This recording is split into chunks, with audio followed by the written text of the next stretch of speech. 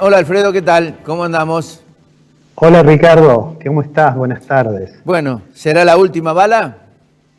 Bueno, en realidad el ministro ha hecho la presentación de la nueva propuesta de Argentina, ya se comunicó a Estados Unidos, a la comisión respectiva, pero bueno, ya ha dicho que es la última propuesta, ¿no? Bueno, lo ha dicho varias veces a eso, en realidad, de manera que esperemos que los bonistas no piensen en términos de aquella vieja historia del pastorcillo mentiroso que Sí. anunciaba tantas veces el lobo que cuando el lobo llegó no le creyeron.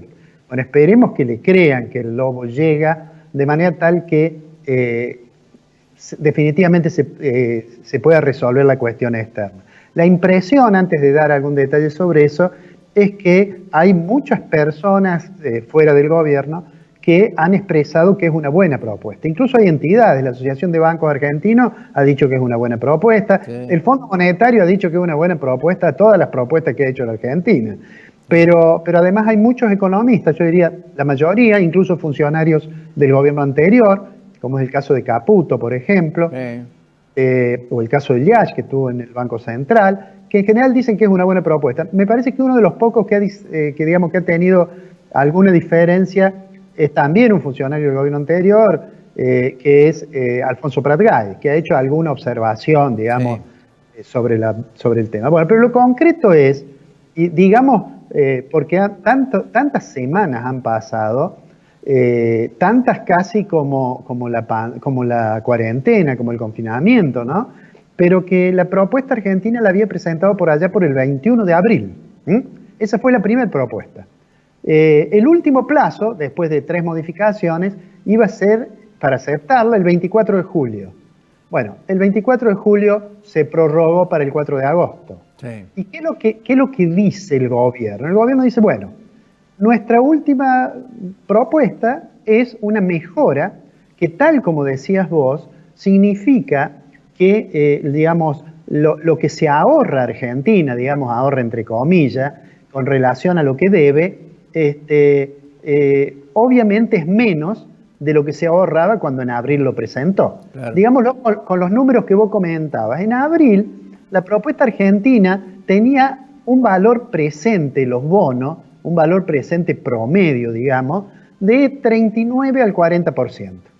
Bueno, ese valor que nosotros recordarás que dijimos era a partir de un ejercicio que supone decir, bueno, yo en lugar de pagarte hoy 100 pesos, te lo pago dentro de X tiempo, y entonces lo que hago es aplicarle a esos 100 pesos una tasa de descuento para traerlo al presente. Esa tasa, que es la tasa de salida, aparentemente acordada del gobierno con los bonistas en el 10%, arroja un valor presente neto, aquel valor que era 39, casi 40, bueno, ahora lo ubica en 53.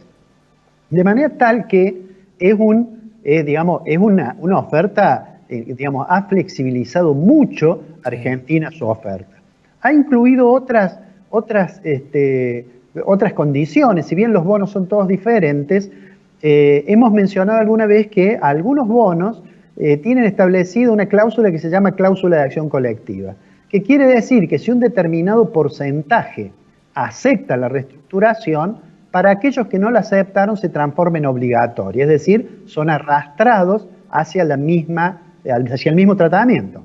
Esas cláusulas varían según los bonos, en algunos son el 60%, en otros son el 75%. Bueno, lo que ha hecho el gobierno es decir, bueno, esta propuesta que ustedes tienen para contestar hasta agosto, en realidad le vamos a reconocer unos intereses por los intereses no pagados, pero que no van a ser iguales a aquellos que acepten la propuesta de aquellos que sean arrastrados por la cláusula de acción colectiva. Le van a dar un bono con una tasa baja del 1%, pero que le van a reconocer los intereses que no le han pagado, digamos, ¿no es cierto?, durante el periodo. Ese pago de intereses va a llegar desde el pago que correspondía hacer hasta el 4 de septiembre para los que acepten voluntariamente. Claro. Mientras que para los que sean arrastrados, es decir, aquellos que digan, no quiero, pero finalmente por el juego de la mayoría deban aceptarlo, a esos le van a pagar solamente hasta el 22 de abril. ¿Para qué hace esto el gobierno? Para estimular a que no haya la especulación de decir, yo espero, total, si consiguen la mayoría, tengo que entrar, pero no les doy la mayoría. Bueno, esa es una de las cuestiones. Las otras cuestiones que va a ser un pago antes, obviamente. Esto, digamos, por no dar todos los detalles, lo concreto es que esto le cuesta a la Argentina, en relación a lo que era aquella propuesta de abril, un número que va entre 11 y 15 mil millones de dólares, que no es poca cosa. No, por supuesto. Da la impresión de que esta vez van a cerrar el acuerdo, al menos con la mayoría de los bonistas. Hay algún grupo, algún fondo que parece ser que está un poco más difícil. Ahora, una vez que esto se resuelve, el paso siguiente va a ser hablar con el Fondo Monetario. Claro. Porque el Fondo Monetario le había dicho, mire, usted trate de no pagar más de, en términos de valor presente neto, de 50. Porque si no, no va a ser sustentable. Como va a pagar Argentina más de 50, entonces le va a tener que decir al fondo, mire, como pago más, veamos ahora de nuevo sus números. El fondo, lo más probable es que no va a reestructurar la deuda que tiene Argentina. La mecánica en el fondo generalmente es dar un préstamo para que pague lo que tiene que pagar. Claro. Y probablemente sea un programa distinto de lo que es estrictamente un stand-by, aunque en realidad las noticias de hoy, de hace unas horas, es que el presidente ya estaría hablando con las autoridades del fondo para obtener un stand-by. Mi impresión personal es que la operatoria que se va a usar no va a ser la de los créditos de stand-by. Pero de todos modos, lo que quiero decir es que si se resuelve este tema, que ojalá así sea, inmediatamente el gobierno va a empezar a hablar con el Fondo Monetario. Y cuando hable con el Fondo Monetario allí sí va a plantear, bueno, cuál es el programa económico de acá para adelante, y en lo cual nos vuelve a aparecer el problema de la pandemia. Es decir, en la medida en que no tenemos certidumbre, porque es imposible saber cómo va a evolucionar la difusión del virus y consecuentemente con ello las restricciones a la circulación, a la actividad, etcétera, es bastante difícil pensar en un programa económico.